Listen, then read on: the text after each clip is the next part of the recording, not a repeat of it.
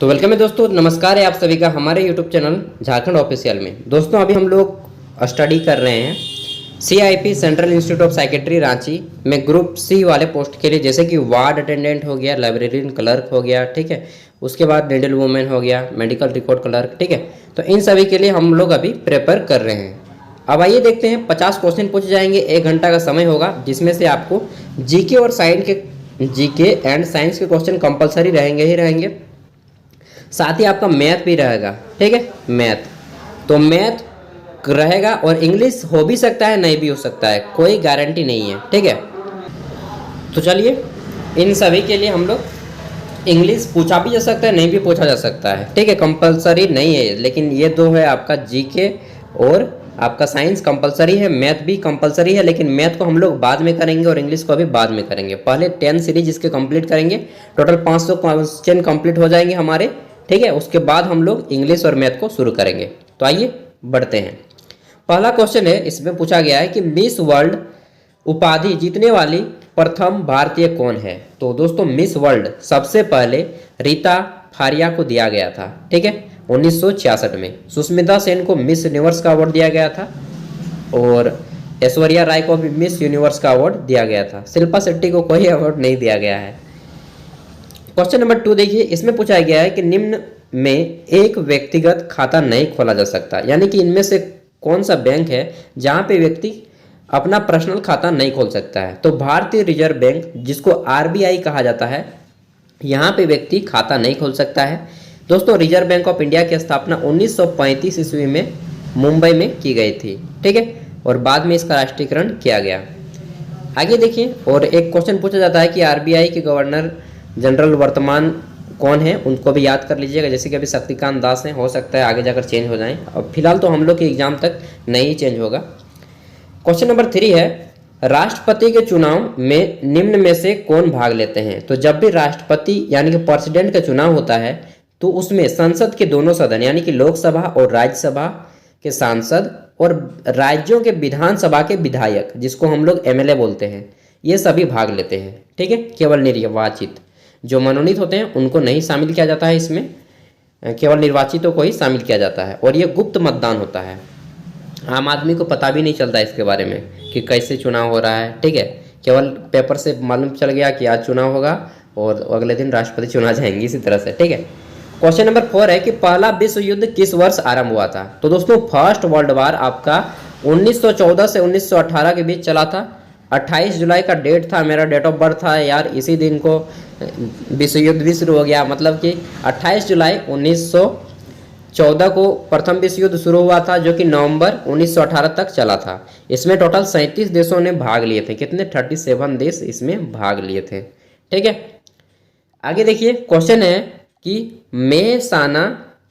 मेहसाना और जाफराबादी ये दोनों नस्ल है, किसकी नस्ल है? तो बताना है। ये दोनों भैंस की नस्ल है या भैंस के प्रजाति हैं, हम लोग बोल सकते हैं, ठीक है। भारतीय भैंसों की प्रजाति हैं। ऑप्शन 1 इसका राइट आंसर हो जाएगा। 6 नंबर क्वेश्चन, इसमें देखिए पूछा गया है कि भारत के प्रथम नाभिकीय संयंत्र का नाम क्या है। नाभिकीय संयंत्र क्या है? तो देखिए, भारत का प्रथम नाभिकीय संयंत्र का नाम है अप्सरा। क्या नाम है? अप्सरा। और अप्सरा को निर्मित किया गया था यार 1956 ईस्वी में। और इसको क्या उसको बोलते हैं यार? Bark, Bhabha atomic research centre, BARC, bark, ठीक है। Bhabha atomic research centre, BARC होगा। इसी में यहाँ पे ही इसको निर्मित किया गया था। ट्राम्बे में है, मुंबई ट्राम्बे में। क्वेश्चन नंबर 7 है कि तटीय मैदानों और उत्तर भारतीय मैदानों में उत्कृष्ट मिट्टी के प्रकार हैं। तो कौन से उत्कृष्ट मिट्टी के प्रकार हैं, मतलब कि अच्छे मिट्टी के प्रकार हैं? तो देखिए, जितना भी उत्तर भारत का मैदान है ना, मैक्सिमम भाग उसका जलोढ़ मृदा से बना है, ठीक है। जलोढ़ मृदा वह मृदा होती है जो कि बहुत उपजाऊ होती है, और मिट्टी जो नदी बहा के लाती है, नदी या बाढ़ वगैरह जब भी बहा के लाती है, तो जो मिट्टी होता है उसी को जलोढ़ मृदा कहा जाता है। आई होप कि आप लोग समझ गए होंगे। क्वेश्चन नंबर 8 है कि प्रति व्यक्ति आय मापने के लिए, हम लोग पर कैपिटा इनकम बोलते हैं ना, बस पर कैपिटा इनकम, प्रति व्यक्ति आय मापने के लिए किस फॉर्मूला का इस्तेमाल किया जाता है। तो इसके लिए हम लोग क्लास 9 में ही पढ़े थे कि जब देश की कुल आय को देश की कुल जनसंख्या से भाग दिया जाता है। ठीक है, यानी कि राष्ट्र की कुल आय देश की कुल आय को कुल जनसंख्या से भाग देने पर जो भागफल बचता है उसे ही हम लोग प्रति व्यक्ति आय बोलते हैं, प्रति व्यक्ति इनकम बोलते हैं। ठीक है, प्रत्येक राज्य के लिए अलग अलग होता है और देश के लिए अलग अलग होता है।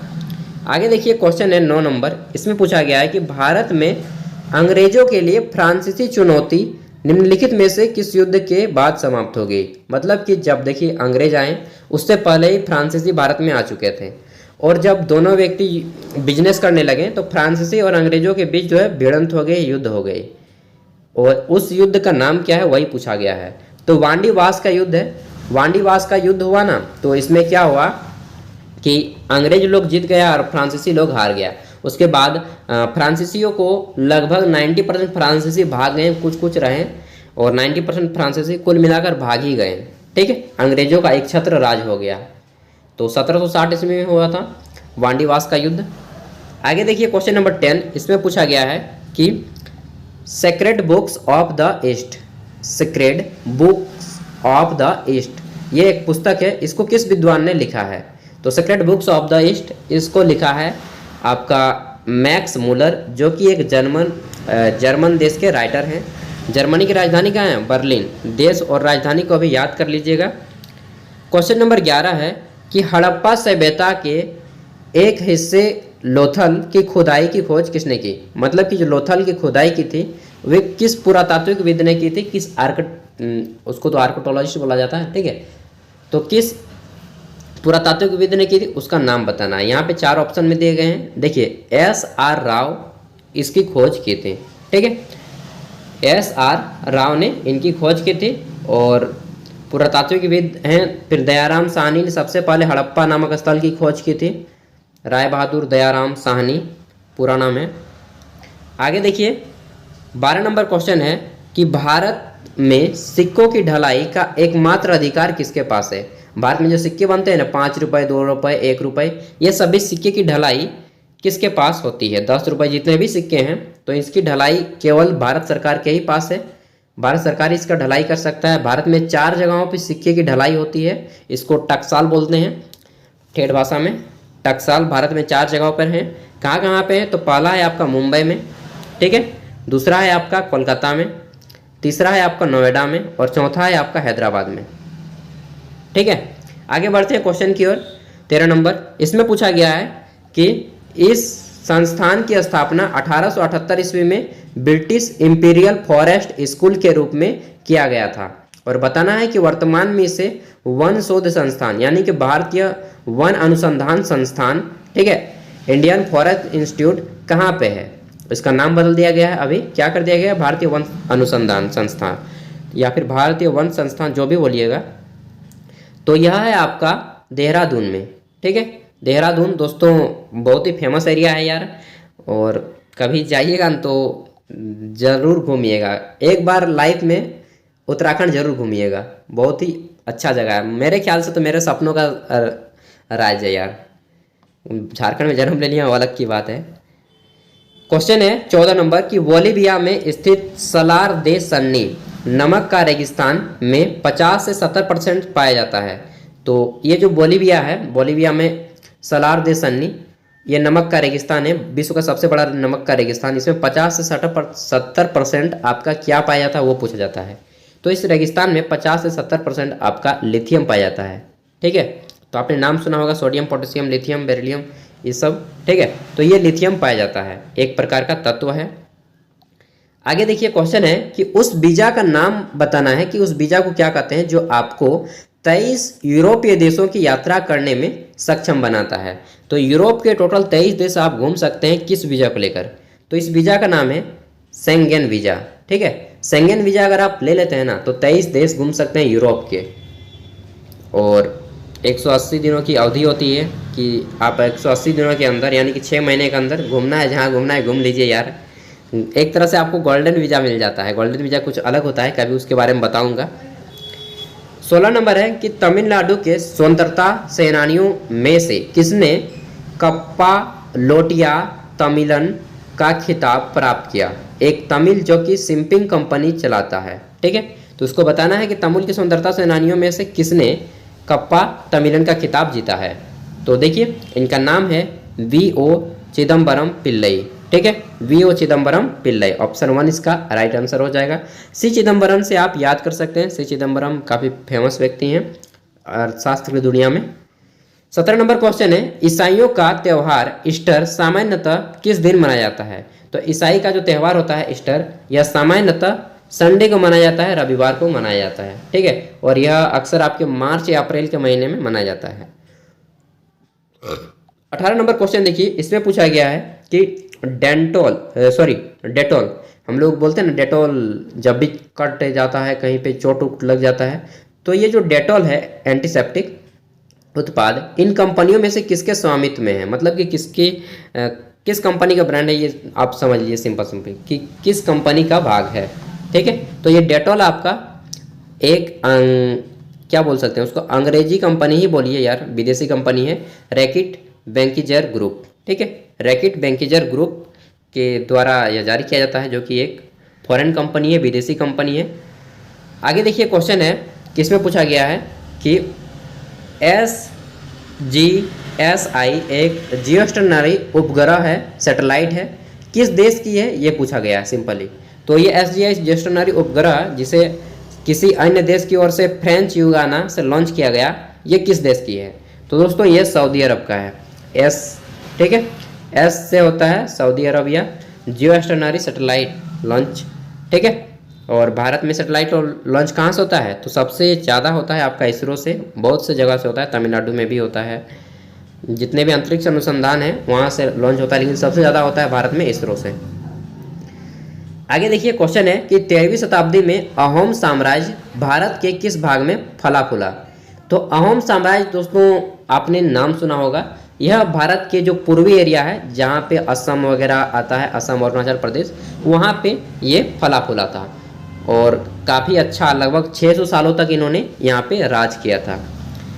तो जब भी हम लोग इतिहास पढ़ते हैं ना, तो ये भाग हम लोग का जो असम वाला भाग है, पूर्वोत्तर नॉर्थ ईस्ट वाला भाग, उसको कभी इतिहास में बहुत कम चर्चा मिला है यार। मैंने तो पूरा ग्रेजुएशन MA कर रहा हूँ, लेकिन अभी तक मुझे उतना डिटेल में कहीं पढ़ने को नहीं मिला है।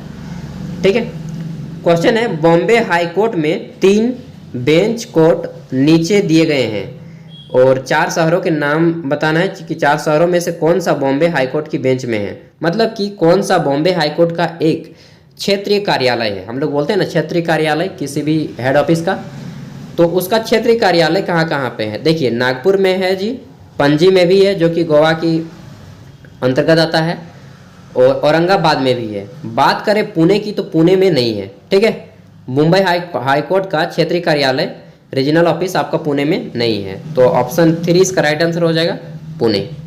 22 नंबर क्वेश्चन है, इसमें पूछा गया है कि नीचे हिंदी फिल्मों में संगीत निर्देशकों की जोड़ी दी गई है, इसमें से कौन सा जोड़ी है जो आपस में सगे भाई और बहन है? ठीक है, तो देखिए यहाँ पे जोड़ी दिया गया है, इसका राइट आंसर हो जाएगा कल्याण जी आनंद जी। ठीक है, कल्याण जी आनंद जी, इसके बारे में मुझे ज़्यादा कुछ नहीं मालूम है। आगे देखिए क्वेश्चन नंबर 23, इसमें पूछा गया है कि इनमें से कौन सा वाद्य यंत्र एक सुधीर काष्ठ वाद्य यंत्र नहीं है? ठीक है, तो इनमें से कौन सा वाद्य यंत्र बजाने वाला, इसमें से कौन सा इंस्ट्रूमेंट है जो कि सुधीर काष्ठ वाद्य यंत्र नहीं है? तो देखिए इसका राइट आंसर हो जाएगा आपका सरोद। ठीक है, क्वेश्चन नंबर 24 देखते हैं, इसमें पूछा गया है कि निम्नलिखित में से किस हाईकोर्ट की बेंच पोर्ट ब्लेयर से संचालित होती है? मतलब कि अंडमान निकोबार जो द्वीप समूह है उसका न्यायालय कहाँ पे है, ये सिंपली पूछा गया है। उसकी अगर कोई भी कोर्ट लड़ाई वगैरह होता है तो किस कोर्ट में जाते हैं? तो उनको कलकत्ता हाई कोर्ट से ही वहाँ से इनको ऑर्डर दिया जाता है, कलकत्ता हाई कोर्ट में ही इनके सारे कामकाज होते हैं। ठीक है, कलकत्ता हाई कोर्ट जो कि पश्चिम बंगाल का है, अंडमान निकोबार का भी यह कवर कर लेता है। आगे देखिए क्वेश्चन है कि स्ट्रासबर्ग शहर यूरोपीय संसद की आधिकारिक सीट है। तो स्ट्रासबर्ग जो शहर है किस यूरोपीय शहर में स्थित है, किस यूरोपीय देश में स्थित है वो बताना है। तो देखिए ये जो स्ट्रासबर्ग शहर है आपका फ्रांस में स्थित है। कहाँ पे? फ्रांस की राजधानी कहाँ है? पेरिस। ठीक है, एफिल टावर भी यहीं पे स्थित है। 26 नंबर क्वेश्चन, इसमें पूछा गया है कि the security printing and meeting corporation India limited को अपना स्वयं का सिक्योरिटी पेपर मिला है। ठीक है, तो जो कि बैंक नोटों के लिए कागज का उत्पादन करती है, यह कहाँ पे स्थित है? सिंपली सोचिए कि जो कागज का उत्पादन करती है नोटों के लिए, वह कहाँ पे स्थित है आपका? इतना ही समझ लीजिए, इतना घुमा फिरा के बोला है ना कि आदमी कंफ्यूज हो जाएगा। तो इसका राइट आंसर क्या हो जाएगा? इसका राइट आंसर हो जाएगा मध्य प्रदेश में एक होशंगाबाद नाम का शहर है, जैसे कि औरंगाबाद है उसी तरह होशंगाबाद भी है, वहीं पे ये पेपर बनता है। ठीक है, नोटों के लिए कागज। 27 नंबर क्वेश्चन देखिए दोस्तों, ये पूछा गया है कि व्यापार और विकास पर संयुक्त राष्ट्र सम्मेलन UNCTAD व्यापार, निवेश और विकास के मुद्दों से निपटने के लिए संयुक्त राष्ट्र द्वारा स्थापित एक अस्थायी अंतर सरकारी निकाय है। इसका मुख्यालय कहाँ स्थित है? तो इसका मुख्यालय कहाँ पे स्थित है? देखिए, इसका जो मुख्यालय है आपका जेनेवा में स्थित है। ठीक है, जेनेवा कहाँ पे है? तो स्विट्जरलैंड का एक शहर है, काफ़ी फेमस शहर है जेनेवा। वहाँ पे लगभग हमको लगता है कि विश्व के मैक्सिमम चीज़ों की जो संस्थाएं हैं वहीं पे हैं यार, क्योंकि मैंने जब भी पढ़ा है इन सब का जेनेवा ही होता है। क्वेश्चन है, मध्य भारत का कौन सा शहर डायमंड रेलवे क्रॉसिंग के नाम से मशहूर है? इस स्थान पर दक्षिण रेलवे पूर्व पश्चिम रेलवे लाइन से मिलती है। देखिए, जब भी दो रेलवे ट्रैक आपस में मिलती है तो एक डायमंड की तरह फिगर बना देती है। ठीक है, तो इसी को डायमंड क्रॉसिंग कहा जाता है, और यह आपका सबसे ज़्यादा फेमस जो है आपका नागपुर में है, महाराष्ट्र के अंतर्गत आता है नागपुर, वहीं पे है। आगे देखिए, क्वेश्चन है कि स्पेन और पुर्तगाल के संसद का क्या नाम है? यह नाम उनके मध्यकाल में रखा गया था। तो क्या नाम है जो उनके मध्यकाल में रखा गया था? देखिए, इसका नाम है कॉर्टेक्स। क्या नाम है? कॉर्टेस। ठीक है, तो कॉर्टेस उनके सांसद को कहते हैं। 30 नंबर क्वेश्चन है कि ये बहुत ही बड़ा क्वेश्चन है यार। यूजेनिक्स सामाजिक नियंत्रण के तहत एजेंसियों का अध्ययन जो भविष्य की पीढ़ियों के नस्लीय गुणों को शारीरिक या मानसिक रूप से सुधार सकता है या बिगाड़ सकता है। इस अध्ययन के धार जो हैं जनक कौन है, ये बताना है। तो आई होप कि ये क्वेश्चन आप लोग नहीं समझे होंगे, और एक दो क्वेश्चन नहीं भी समझना चाहिए। ठीक है, चलिए समझते हैं। देखिए, यूजेनिक्स सामाजिक नियंत्रण यानी कि जो सोशल कंट्रोल है, उसके तहत एजेंसियों का अध्ययन है। ठीक है, जितने भी एजेंसी हैं उन सभी का स्टडी है, जो कि भविष्य की पीढ़ियों में नस्लीय गुणों को शारीरिक या मानसिक तौर पे सुधार भी सकता है और बिगाड़ भी सकता है। तो इसका जो अध्ययन है किस वैज्ञानिक ने किया वो बताना है। ठीक है, तो देखिए, इसका राइट आंसर हो जाएगा आपका फ्रांसिस गैल्टन। ये जो ब्रिटिश फ्रांसिस लोग हैं यार, अजीब अजीब रिसर्च करते हैं। आगे देखिए, अब हमारा क्वेश्चन शुरू होता है। टोटल 30 हो गए, 20 क्वेश्चन अब हमारे आएंगे साइंस के, जो कि इंपॉर्टेंट है, तीनों मिक्स हैं, फिजिक्स, केमिस्ट्री, बायोलॉजी। पहला क्वेश्चन है कि निम्न में से किसे मूर्खों का सोना कहा जाता है? तो दोस्तों, आयरन पायराइड को मूर्खों का सोना कहा जाता है। आयरन पायराइड FeS2 होता है। ठीक है, FeS2। लेकिन यहाँ पे देखिए, यहाँ पे आपको आयरन पायराइड कहीं पे लिखा हुआ नहीं मिला है, फेरस सल्फेट लिखा हुआ है ना, फेरस सल्फेट। आयरन पायराइड इसी को बोलते हैं यार, नहीं सॉरी दोस्तों, FeS इसका तो होता है, लेकिन फेरस सल्फेट होता है। आयरन पायराइड कुछ दूसरा है यार, मैं थोड़ा भूल रहा हूँ उसको, चलिए उसको रिकॉल कर लूँगा किसी टाइम। इसका फेरस सल्फेट ही होता है। ठीक है, मूर्खों का सोना फेरस सल्फेट कहा जाता है। हम लोग सिंपली बोलते हैं रोल गोल्ड, नाम सुने होंगे। इसमें सोने रंग का कलर होता है, लेकिन यह सोना एक्चुअली में नहीं होता है। क्वेश्चन है कि मनुष्य के शरीर का तापमान जो होता है जनरली टेम्परेचर कितना होता है? तो आप सभी को मालूम होगा यार, 98.6 फ़ारेनहाइट होता है। बचपन में मैं सोचता था कि यार मेरा बुखार आ गया 100 डिग्री सेल्सियस, बाबू, मतलब कि हम सोचते थे कि 100 डिग्री सेल्सियस, मेरा तो बॉडी 100 डिग्री उबलने लगता है यार, फिर भी मेरा कुछ नहीं हो रहा है। अब सोचते, फिर बाद में पता चला कि यार ये फ़ारेनहाइट में होता है, सेल्सियस में 37 ही होता है। जब बुखार आता है ना तो 38 हो जाता है। इससे ज़्यादा आदमी को बुखार चढ़ेगा ना तो आदमी नहीं चढ़ेगा, इससे ज़्यादा में आदमी का हालत ख़राब हो जाएगा यार। 38 डिग्री हो गया तो बुखार हो गया, 37 डिग्री है तो ठीक है। ठीक है, और फ़ारेनहाइट में 98.6 फ़ारेनहाइट। आगे देखिए, क्वेश्चन है 33 नंबर। इसमें पूछा गया है कि निम्नलिखित में से कौन सा एक वास्तविक फल का उदाहरण है? तो वास्तविक फल, अवास्तविक फल, या हम लोग बोलते हैं ना true fruits and false fruit. तो देख लीजिए, इसमें से ट्रू फ्रूट आपका आम होगा, ठीक है, और बाकी ये तीनों फॉल्स फॉल है। आगे देखिए क्वेश्चन नंबर 34, इसमें पूछा गया है कि निम्नलिखित में से कौन एक संक्रामक रोग है, यानी कि जो फैल सकता है। तो कालाजार दोस्तों एक ऐसा रोग है जो कि फैल सकता है और मक्खी के काटने से होता है। बाकी तीनों एनीमिया, गंडमाल और बेरी ये फैलते नहीं हैं। आगे देखिए 35 नंबर क्वेश्चन, इसमें पूछा गया है कि मिसाइल का ध्वनि वेग कितना होता है। जब भी मिसाइल छोड़ा जाता है ना, तो उसमें जो ध्वनि निकलती है वह 180 से 190 डेसिबल के बीच में निकलती है, ठीक है। और अगर बता दूं कि हम लोग सामान्य बातचीत 35 से 45 डेसिबल के बीच में करते हैं, ठीक है, 35 से 45।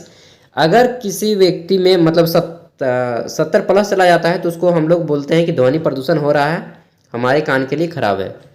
अगर 150 डेसिबल से ज़्यादा की ध्वनि अगर हम सुन लेंगे ना, तो ऐसे में आदमी पागल भी हो सकता है मानसिक रूप से, ठीक है। 150 डेसिबल से आदमी ध्वनि सुन लेगा तो कोई कोई व्यक्ति पागल भी हो जाएगा, वह आदमी पे डिपेंड करता है कि आदमी कैसा है, ठीक है।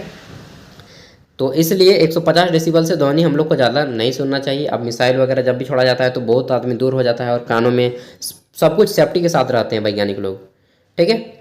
36 नंबर क्वेश्चन है कि पहाड़ों पर नाकों से रक्त निकलने लगता है, तो हम लोग बोलते हैं बनास या नक्सीर हो गया, ठीक है, नक्सीर फूट गया बोलते हैं ना, नाक से ब्लड आने लगता है, तब हम लोग गोबर जो मिलता है उसको सूंघने लगते हैं, जल्दी से ठीक हो जाता है, ठीक है। सबसे अच्छा तरीका, जब भी मैं ज़्यादा था रांची वगैरह अपने गांव से, तो रांची तो पहाड़ी एरिया है यार, नाक से ब्लड आने लगता था, तो मैं जिधर भी देखता था कि गाय का गोबर की तरह तुरंत उठाता था और सूंघने लगता था।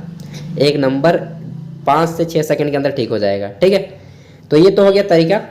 पहाड़ों पर नाक में खून क्यों आने लगता है, तो इसका रीजन है कि हमारा जो है ब्लड का दाब है, प्रेशर, वो तो सेम रहता है, लेकिन हमारा जो पहाड़ों पे जाने पे वायु दाब घट जाता है, वायुमंडलीय दाब घट जाता है, जिसके कारण हमारा ब्लड बाहर आ जाता है, ठीक है। तो यहाँ पे देखिए वायुमंडलीय दाब घटना, इसका 4 राइट आंसर हो जाएगा, 36 का 4, ठीक है। 37 नंबर क्वेश्चन देखिए, इसमें पूछा गया है कि प्राकृतिक गैस का मुख्य अवयव क्या है। प्राकृतिक गैस, इसका मुख्य अवयव क्या होता है, तो इसका मुख्य अवयव होता है मीथेन। मीथेन का फॉर्मूला क्या है, CH4, ठीक है। नेक्स्ट क्वेश्चन है 38 नंबर, इसमें पूछा गया है कि निम्नलिखित में से कौन विद्युत का कुचालक है। तो विद्युत का कुचालक इनमें से कौन सा है। देखिए, एक होता है सुचालक, एक होता है कुचालक। तो तांबा जी सुचालक है, तांबे का तार बनाते हैं। सोने का तार जी इतना महंगा नहीं, लेकिन ये सुचालक है। चांदी का तार होता है, सोलर प्लेट में लगा होता है चांदी का तार, लेकिन जो हीरा है ना, यह आपका विद्युत का कुचालक है, ठीक है। उष्मा का सुचालक है लेकिन विद्युत का कुचालक है। धूप में रखिएगा तो हीट हो जाएगा लेकिन करंट नहीं पार होगा। देखिए क्वेश्चन है 39 नंबर, इसमें पूछा गया है कि माइटोकॉन्ड्रिया की खोज किसने की। माइटोकॉन्ड्रिया की खोज किसने की, तो 4 ऑप्शन है। अल्टमैन पूरा नाम है आपका, इनका जो पूरा नाम है रिटर्स अल्टमैन है, ठीक है। इन्होंने ही माइटोकॉन्ड्रिया की खोज की थी। दोस्तों माइटोकॉन्ड्रिया हमारे बॉडी का एक ऐसा अंग है, रिचर्ड अल्टमैन ने खोज की है। माइटोकॉन्ड्रिया जो है इसी को हम लोग बोलते हैं, यार बस पार हो रहा है, इतना आवाज़ होता है ना। तो माइटोकॉन्ड्रिया क्या बोलते हैं हम लोग, ऊर्जा घर बोलते हैं यार, एनर्जी हाउस बोलते हैं, ठीक है। 40 नंबर क्वेश्चन देखते हैं, इसमें पूछा गया है कि एस्पेरेगिलस का इस्तेमाल निर्माण किया जाता है। तो किसके निर्माण में किया जाता है, एस्पेरगिलस। देखिए यह क्या है, एस्पेरगिलस एक प्रकार का आपका फंगी है, कवक है, ठीक है।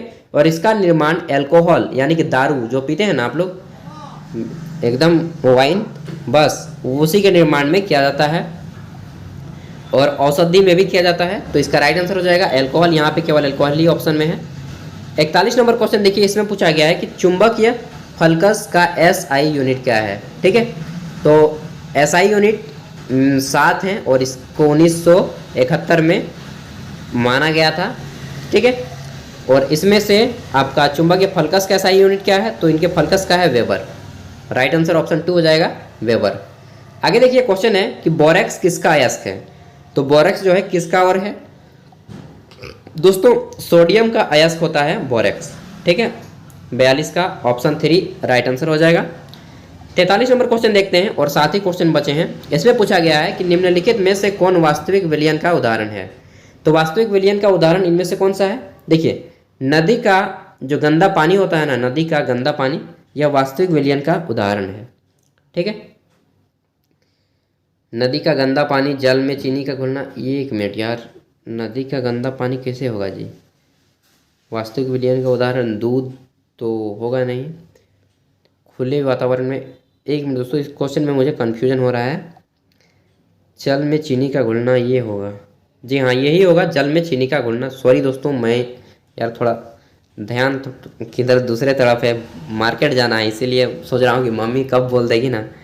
चलिए, तो निम्नलिखित में से वास्तविक विलयन कौन सा है? देखिए, रियल विलयन आपका हो जाएगा जल में चीनी का घुलना। ठीक है, अगर आप इसको घोलेंगे ना तो चीनी एकदम जल के अंदर इस तरह घुल जाएगा जैसे कि चीनी आप डाले ही नहीं है, यानी कि पानी अगर इतना है तो उतना ही रहेगा। ठीक है, बाकी सभी आपका वास्तविक विलयन नहीं होगा। तो कभी चीनी ले लीजिएगा और डाल के देखिएगा, क्लास 9 का क्वेश्चन में ही है, मतलब साइंस का ही है चैप्टर का। 33 का है, निम्नलिखित में से कौन एक वास्तविक फल का उदाहरण है? तो ये तो हम लोगों ने कर लिया यार, 2 बार हमने ले लिया ना, कोई बात नहीं। क्वेश्चन नंबर 44 क्या है कि निम्नलिखित में से कौन मनुष्य के शरीर का दूसरा सबसे बड़ा ग्रंथ है या ग्रंथि है, ऑर्गन है? तो देखिए, मनुष्य के शरीर, ह्यूमन बॉडी का सबसे बड़ा ऑर्गन है हमारा यकृत। ठीक है, यकृत बड़ा है ऑर्गन, लेकिन यहाँ पे पूछा गया है कि दूसरा सबसे बड़ा। तो दूसरा सबसे बड़ा क्या है? दूसरा सबसे बड़ा है हमारा अग्नाशय। ठीक है, अग्नाशय हमारा दूसरा सबसे बड़ा है, इंग्लिश में बोलते हैं पैनक्रियाज। आगे देखिए, क्वेश्चन है कि संक्रामक रोग और ब्राहा प्रभाव से शरीर की रक्षा करने वाली कोशिका कौन सी है? तो संक्रामक रोग और ब्राहा प्रभाव से शरीर की रक्षा करने वाली कोशिका कौन सी है? तो जो हमारे बॉडी में एक तरह से क्या बोल सकते हैं, सैनिक का काम करती है, इसको क्या बोलते हैं? तो इसको बोला जाता है ल्यूकोसाइट। क्या बोला जाता है? ल्यूकोसाइट। ये होते हैं विशेष रूप से WBC को ही हम लोग ल्यूकोसाइट बोलते हैं, वाइट ब्लड सेल्स को WBC। इसका जीवन काल कितना होता है? 1 से 4 दिन। अब आदमी पे डिपेंड करता है कि कैसा आदमी है, उसका हेल्थ कैसा है, उसी के अकॉर्डिंग रहता है, किसी में 2 दिन, किसी में 3 दिन, किसी में 4 दिन। ठीक है, आगे देखिए, क्वेश्चन है कि अमलगम किस धातु का अयस्क है? तो अमलगम आप सभी ने सुना होगा, अमलगम एक धातु के साथ पारा को मिश्रित किया जाता है। ठीक है, तो पारा इसका राइट आंसर हो जाएगा, इंग्लिश में मरकरी। 47 नंबर क्वेश्चन देखिए, इसमें पूछा गया है कि हाइड्रोलिक लिफ्ट आपने नाम सुना होगा, चढ़े भी होंगे यार हाइड्रोलिक लिफ्ट। तो इसमें जो किस सिद्धांत का उपयोग किया जाता है, किस थ्योरी का, वो बताना है, किस प्रिंसिपल का उपयोग किया जाता है। तो देखिए, हाइड्रोलिक लिफ्ट जितने भी चलते हैं ये सभी पास्कल के नियम का उपयोग किया जाता है। इस जो सिद्धांत की खोज की थी पास्कल ने किया था, इसीलिए इसी वैज्ञानिक के नाम पे रखा गया है। क्वेश्चन नंबर 48 देखिए, इसमें पूछा गया है कि शुद्ध पानी का पीएच मान क्या होता है? तो जो शुद्ध जल होता है वाटर, इसका पीएच मान होता है 7। कितना होता है? 7। ठीक है, आगे देखिए, क्वेश्चन है श्वसन क्रिया के समय वायु में उपस्थित ऑक्सीजन की प्रतिशत मात्रा कितनी है? तो जब भी श्वसन क्रिया होती है तो उसमें वायु में कितने % होती है? देखिए 78% होता है नाइट्रोजन और ऑक्सीजन होता है 20.95%, हम लोग बोल सकते हैं राउंड फिंगर में 21%। ठीक है, तो इसका राइट आंसर हो जाएगा थ्योरी। अंतिम क्वेश्चन है कि लुकिंग ग्लास बना होता है, यानी कि देखने वाला जो शीशा होता है या फिर आईना, चेहरा क्या देखते हो वो गाना है ना, तो जो शीशा में चेहरा देखते हैं, आईना में देखते हैं, ये किसका बना होता है? तो दोस्तों ये समतल दर्पण का बना होता है। ठीक है, प्लेन मिरर का बना होता है। तो ये है 50 क्वेश्चन आज के कंप्लीट हो गए हैं। एंड चलिए हम लोग टोटल 10 सेट कंप्लीट करेंगे, 500 क्वेश्चन, उसके बाद ही हम लोग मैथ पे आएंगे और फिर आ जाएंगे इंग्लिश पे। ठीक है, तो चलिए अभी जितने भी वाट नेट का स्किल टेस्ट है अच्छे से तैयारी कर रही है। 9 से आप लोग का एग्जाम स्किल टेस्ट शुरू हो जाएगा। एंड इसका PDF का लिंक भी वीडियो के डिस्क्रिप्शन में दे रहा हूँ, वहाँ से भी डाउनलोड कर लीजिएगा। थैंक यू दोस्तों। मैं एक सीरीज फिर शुरू करना चाह रहा हूँ जिसमें झारखंड GK होगा, तो अगर आप ज्वाइन करना चाहते हैं तो कमेंट में बताइएगा यार कितने लोग इंटरेस्टिंग हैं, देखता हूँ। ठीक है, उसी के अकॉर्डिंग मैं फैसला लूँगा। Thank you.